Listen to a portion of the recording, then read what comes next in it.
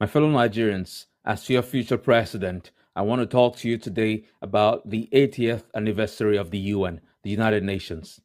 The United Nations officially came into existence exactly 80 years ago today on October 24, 1945, after the ratification of its charter by China, France, the Soviet Union, the United Kingdom, the United States, and most of the other signatories. In 80 years, the United Nations has made significant contributions to world peace and global development. But before I cite a few examples as proof of that, let me explain why we, Nigerians and Africans, need to pay attention to the United Nations. First, international relations is primarily about national interests. Second, our world is divided into power blocks that favor the big players: the United States, China, Russia, the European Union, and their allies.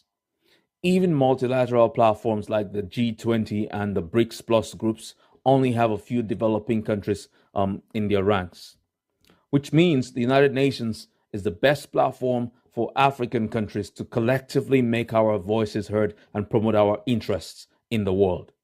Indeed, over the years, African countries, as the largest regional group in the United Nations General Assembly, comprising 54 members, or about 28% of votes, have leveraged their collective strength through the African group to advance shared interests and global representation. In the 1960s and 1970s, for example, African countries, alongside Asian and Latin American allies, consistently voted as a bloc to pass United Nations General Assembly resolutions condemning colonialism and promoting self-determination. By the 1970s, these efforts contributed to the independence of over 20 African nations and the isolation of colonial powers like Portugal and the United Kingdom. Also, in UN Resolution 2758 in 1971, 26 African countries, including our country Nigeria, voted overwhelmingly to recognize the People's Republic of China over Taiwan as the legitimate representatives of all of China, tipping the scales in a 76-35 vote. China's leader at the time, Mao Zedong, famously declared that, and I quote, "It is our African brothers who have carried us into the United Nations," end of quote. This move strengthened Africa's ties with China, leading to debt forgiveness, infrastructure investments, and diplomatic leverage against Western dominance in Africa. China has since become Africa's largest trading partner, assisting Africa's development without colonial strings. In addition, in 1963, African states pushed for and voted as a bloc for Resolution 1991, increasing non-permanent United Nations Security Council seats from 6 to 10 and allocating 3 specifically to Africa. This passed with overwhelming General Assembly support. In 1973, African countries led and voted unanimously for Resolution 3068, which classified apartheid as a crime against humanity and provided a legal framework for sanctions and against an isolation of South Africa, contributing to the end of apartheid in 1994. More recently, in 2019, all 54 African countries voted yes on the successful United Nations General Assembly resolution on the Chagos Archipelago to urge the United Kingdom to return the Chagos Islands to Mauritius in what was one of the last remaining holdouts of colonization in Africa, reclaiming strategic territory for Mauritius, an African country. Now, as these examples clearly show, the United Nations has given Africa a great platform to secure and defend its interests, especially in terms of sovereignty and global equity. Across the world, the United Nations has helped to end wars and negotiate peace deals. For example, the 1995 Dayton Accords, which ended the Bosnian War in Europe, the January 1992 peace agreements, which ended the Salvadoran Civil War in Central America, the 1992 Mozambique Peace Accord in Africa, ending the 15-year civil war, and the 2012 Somalia Comprehensive Peace Agreement, which led to a new Somali government. In addition, the United Nations, through treaties like the Nuclear Test Ban Treaties and the 2021 Treaty on the Prohibition of Nuclear Weapons, has equally helped to limit the proliferation of nuclear weapons. Again, apart from its peacekeeping and conflict resolution efforts, the United Nations has equally contributed to the advancement of basic fundamental human rights by adopting the Universal Declaration of Human Rights and the improvement of international governance by facilitating decolonization, especially in Africa, and supporting the development of many new nations, as well as by establishing frameworks for international law, such as the United Nations Convention on the Law of the Sea, and by spearheading development guidelines like the Millennium Development Goals and the Sustainable Development Goals. Furthermore, the United Nations has promoted global health by facilitating the eradication of diseases like smallpox and fighting polio and HIV/AIDS, and providing humanitarian aid, especially food, water, sanitation, to millions of people in crisis-affected regions. Indeed, the United Nations World Food Programme, WFP, has done a lot to combat hunger around the world. The United Nations, especially through its UNESCO agency, has also helped to improve education and literacy all over the world. Now, these achievements notwithstanding, everyone knows that the United Nations has also failed in several instances. The UN failed, for example, to prevent the Rwandan genocide of 1994, which led to the killing of about 800,000 Tutsis, despite the presence of UN peacekeepers on the ground at the time. Even Kofi Annan, the late former UN Secretary General in 2004, acknowledged that much.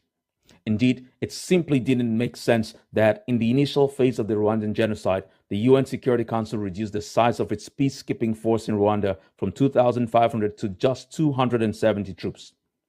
In 1995, UN peacekeepers were also unable to prevent Bosnian Serb troops from killing over 8,000 Bosnian Muslim men and boys. In addition, it was several years before a small UN force was deployed to Sudan's Darfur region following the war that started there in 2003. By the time of the deployment, hundreds of thousands had already died.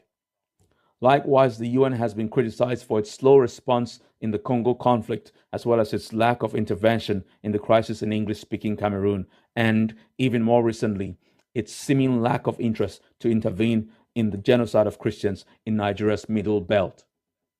Furthermore, the UN has been accused of unequal human rights enforcement, with strong actions taken in Libya, while inaction occurred in Syria and Myanmar.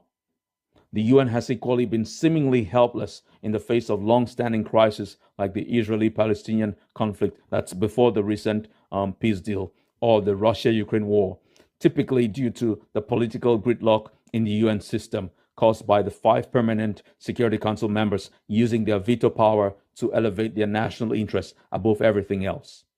Indeed, it has become very difficult to reform the UN, for example, by expanding the number of UN Security Council permanent members to better reflect the realities of today's world. This is mainly due to the veto power of the 5 permanent members of the Security Council, which can block any significant changes.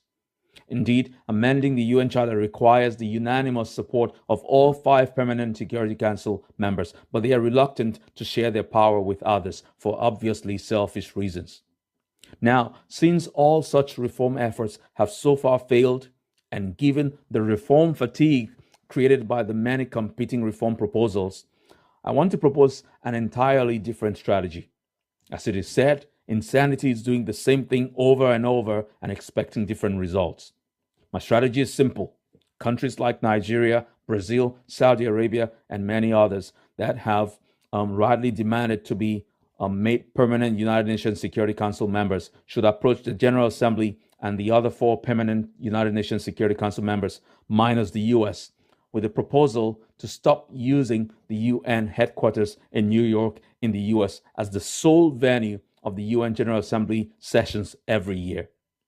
Now, if annual G20 meetings and other major international events, including the FIFA World Cup, for example, can have rotating host countries, and if the post of the UN Secretary General can be rotated from continent to continent every 10 years to allow for fairness, surely the venue for United Nations General Assembly sessions can also be rotated every year.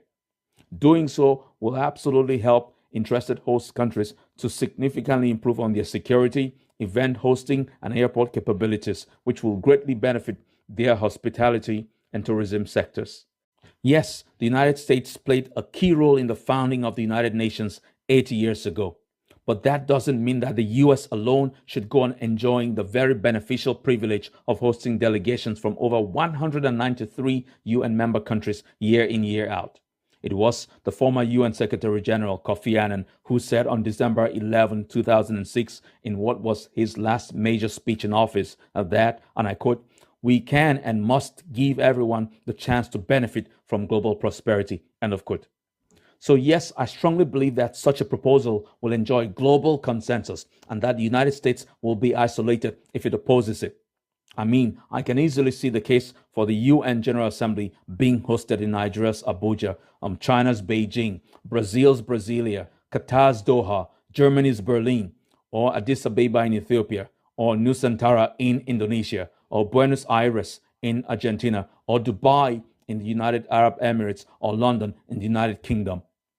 Ultimately, the success of this proposal will literally take the United Nations closer to all parts of the world and thus help reduce the perception that the UN is nothing but a puppet in the hands of the major powers. But hey, these are just my thoughts as a private Nigerian citizen who is rightly concerned about making the UN more fit for purpose, especially ahead of its centenary 2 decades from now. If no one takes up and acts on this proposal before I get into office, rest assured that when that happens, I will make it a major component of my foreign policy.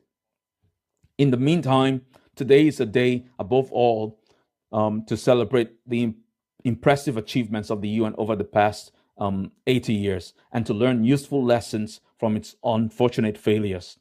May God bless the United Nations and may God bless the Federal Republic of Nigeria.